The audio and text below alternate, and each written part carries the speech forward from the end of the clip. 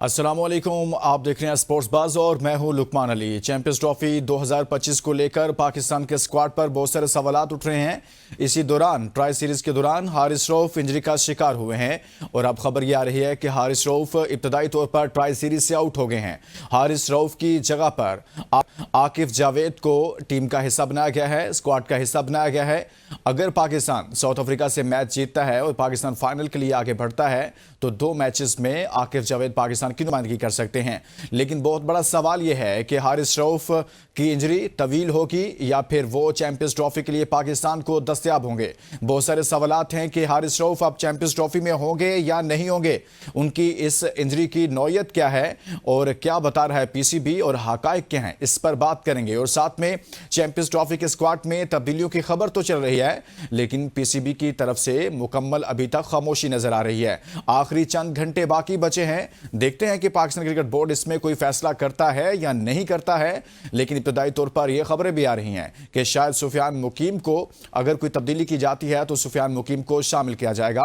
इसी तरह से इमामुल हक का नाम भी आ रहा है, लेकिन यह सब उसी सूरत में मुमकिन है जब सिलेक्शन कमेटी यह फैसला करे कि वो कोई तब्दीली करना चाहती है या नहीं। लेकिन अब चंद घंटे बाकी रह गए हैं, इन तमाम उमूर पर बात करेंगे। और लेकिन आगे बढ़ने से पहले आज की top stories.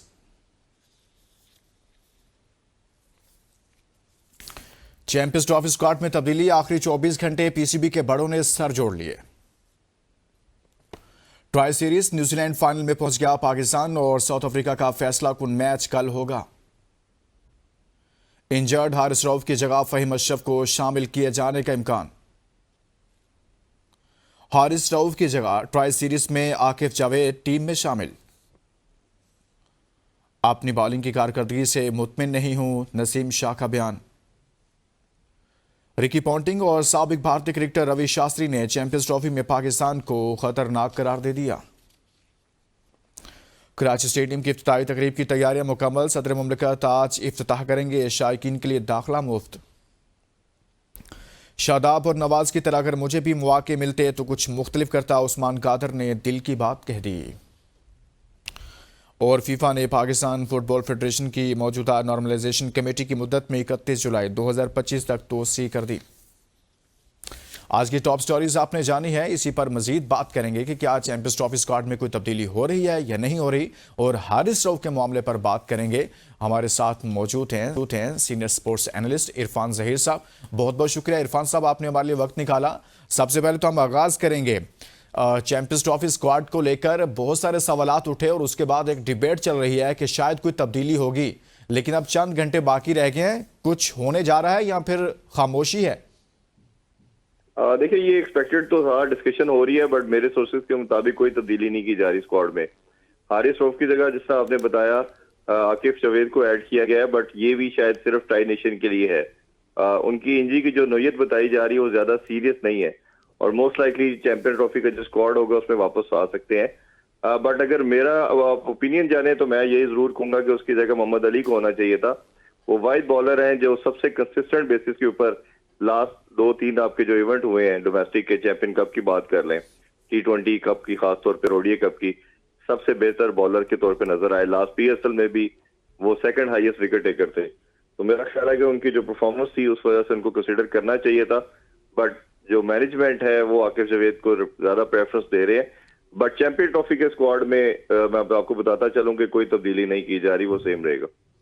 Champions trophy squad में वैसे तब्दीली होनी चाहिए, आपकी राय में? आप बहुत बाखबर सहाफ़ी हैं, बहुत करीब से सारे मामलात को देखते हैं। बहुत सारे साबिक क्रिकेटर्स भी बात कर रहे हैं कि चैंपियंस ट्रॉफी का स्क्वाड ऐसा है, कहीं ना कहीं कुछ कमी रह गई है, तो सिलेक्शन कमेटी को चाहिए कि कोई रिव्यू करे इसको। वैसे तब्दीली होनी चाहिए इरफान साहब? बिल्कुल, इसमें इरफान साहब 2 तब्दीलियां तो मस्ट होनी चाहिए। जब स्क्वाड अनाउंस भी किया गया था तब भी बात हुई थी कि आपका रेगुलर ओपनर होना चाहिए था और एक स्पिनर एक्स्ट्रा ऐड करना चाहिए था। इस तरह की पाकिस्तान की कंडीशन है, उधर आप फहीम अशरफ को रखने का वो कुछ हासिल होना नहीं है। जब आपकी विकेट में जब कोई जान नहीं होगी, पेस आपको कोई खास मिलेगा नहीं, तो आप देख रहे हैं कि नसीम शाहीन को फैसल खां आपको परफॉर्मेंस नहीं दे पा रहे। बट अगर आप इसी के साथ अगर आप ये समझते हैं कि आप फहीम अशरफ जैसे बॉलर से दूसरी टीम के लिए ट्रबल पैदा करेंगे तो ये बहुत मुश्किल है। तो सुफियान मुकीम मस्ट आपकी ये स्क्वाड में आना बनता था, सुफियान मुकीम को ऐड होना चाहिए था। तो ड्रॉप किसको होना चाहिए था इरफान साहब, अभी जो मौजूदा स्क्वाड है?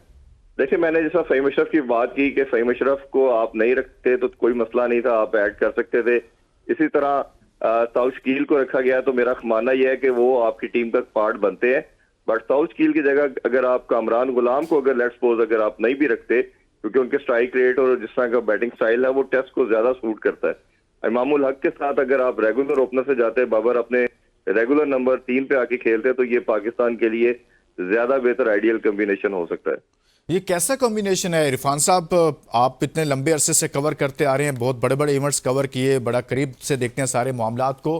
पाकिस्तान 29 साल बाद इतने बड़े इवेंट की मेजबानी करने जा रहा है। जो मेहमान आ रहे हैं, जो दीगर टीमें पाकिस्तान आ रही हैं, वो 2 से 3 स्पिनर्स रखती हैं, कोई टीम 4 स्पिनर्स रखती है, लेकिन जो मेजबान है, घर वाले हैं, वो अपनी कंडीशंस को देखते हुए सिर्फ एक रेगुलर स्पिनर्स के साथ मैदान में उतर रहे हैं।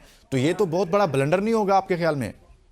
जी बिल्कुल, आप ठीक कह रहे हैं। ये पाकिस्तानी जो मैनेजमेंट है, थिंक टैंक है, इसको सोचना चाहिए था कि जब आप इवन आप देखें सीना कंट्री के जो टीमें हैं, न्यूजीलैंड की बात कर लें, इंग्लैंड की बात कर लें, इनकी बात कर लें, ये इनके कॉम्बिनेशन के अंदर 2-2 रेगुलर स्पिनर है और एक तीसरा इनके पास आप कह सकते हैं पार्ट टाइमर है। हमारे पास जब देखते हैं तो एक रेगुलर स्पिनर है, बाकी 2 पार्ट टाइमर है। पार्ट टाइमर के साथ आप उसको सेव करना ये बहुत मुश्किल हो जाएगा टीम के लिए, उसके लिए बनाना बड़ा प्रॉब्लमेटिक हो सकता है।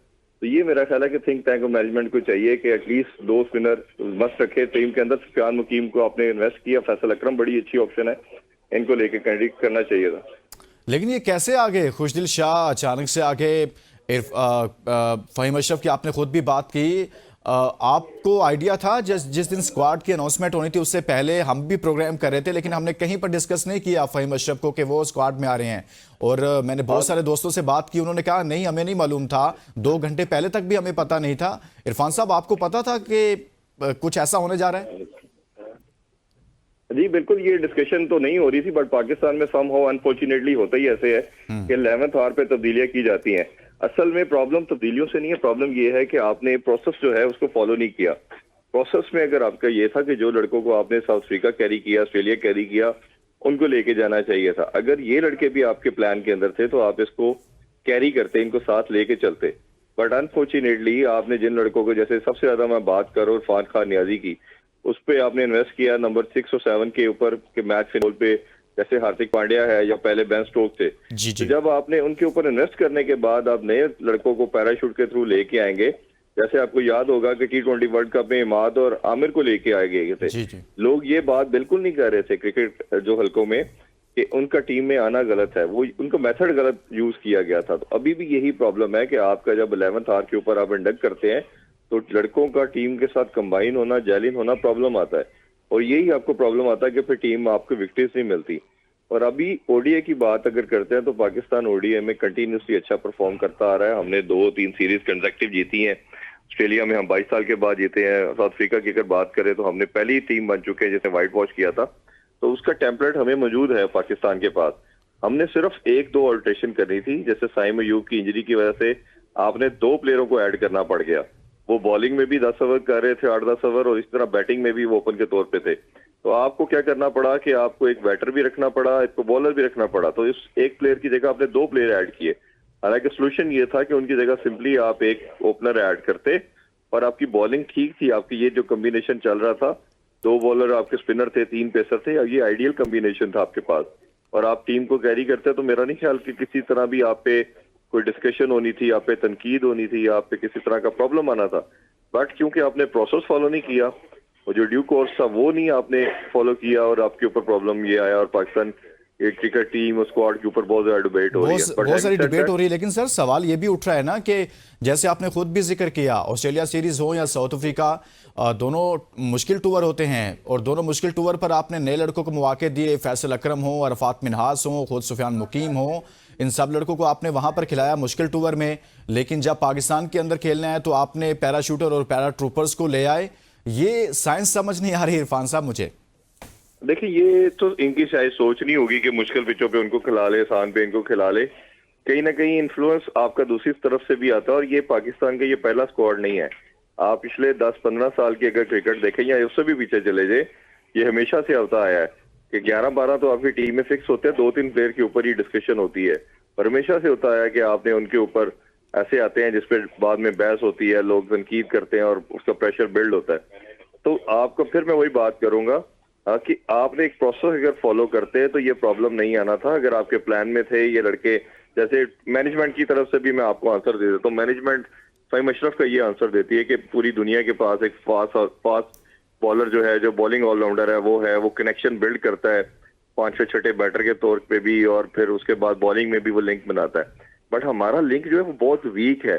फ़हीम की ओडीआई में 9 की एवरेज है, और टेस्ट की अगर उसकी बॉलिंग के अंदर एवरेज देखेंगे तो 50 की है, जिसपे आपको पता होगा वसीम अकरम ने भी बहुत बात की, बाकी जी सब जी। भी कर रहे हैं। तो अगर आपके वो प्लान में था, उसकी परफॉर्मेंस आपको लगता है कि वो इन पिचेस पे बेनिफिशियल हो सकता है, तो आप लेके करते। तीसरी चीज ये कि आपका प्रोसेस एक ये है कि आप ओडीआई खेलने जा रहे हैं, T20 नहीं। ये दोनों तीनों लड़के जो हैं, उस्मान की बात कर लें, फ़हीम की बात कर लें, खुशदिल शाह की बात कर लें, इनको बीपीएल की परफॉर्मेंस की बेस पे डाला गया। तो फिर वो जो आपका अपना डोमेस्टिक है, आपकी काजन ट्रॉफी है, ठीक है, लिस्ट ए के मैचेस हैं, वो कहाँ पे गए? तो प्रॉब्लम ये 2-3 जगहों पे मैं बार बार वही रिपीट सही करता कह जा रहे रहा हैं हूँ कि कि आप, वो सवाल उठ रहा है कि आप कह रहे थे हमने चैंपियंस कप करवाएंगे, उसके बाद एक नई टीम, फिर आपने चैंपियंस कप दोबारा से करवाया, फिर आपने उन्हीं लड़कों को तरजीह दी जो पहले से आप उनको चांसेस दे चुके थे। एक ब्रेक के लिए कहा जा रहा है, ब्रेक के बाद वापस आएंगे तो मजीद बात करेंगे। चैंपियंस ट्रॉफी के स्क्वाड में तब्दीली हो रही है या नहीं हो रही, इसी पर बात करेंगे। Stay with us.